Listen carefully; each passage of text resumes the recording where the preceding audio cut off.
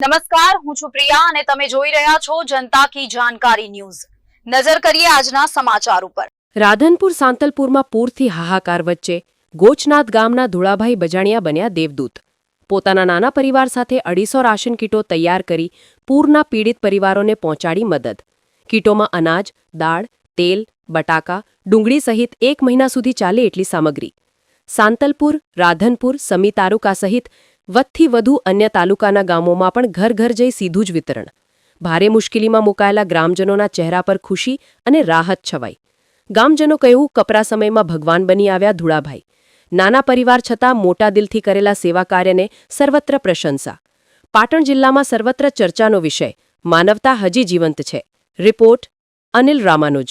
મારો લાલાભાઈ શોભાભાઈ, કયા ગામના? પાટવર।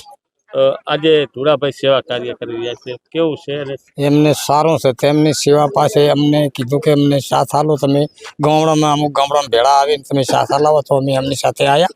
અમને ખૂબ સારું લાગ્યું અને એમના પણ ખૂબ આભાર કે આ ગરીબ લોકો અમે બધા પાણીમાં બધા ફસાઈ ગયેલા હતા, એમને પણ આટલો સાથ આપ્યો। ખાવા પીવાનો બધો ઘઉં આલ્યા, પછી દાળ આપી, તેલ આપ્યું, પછી ડુંગળી બટાકા આપ્યા, જે કરિયાણું તમામ આપ્યો।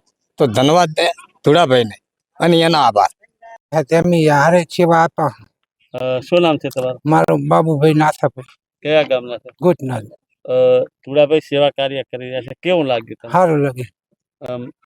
કેવા લોકોને આપી રહ્યા છે? આ બધા એમની સમાજને આખાઈને આપી રહ્યા। એટલે જે પૂરમાં પીડિત પૂરમાં પીડિત છે એમને।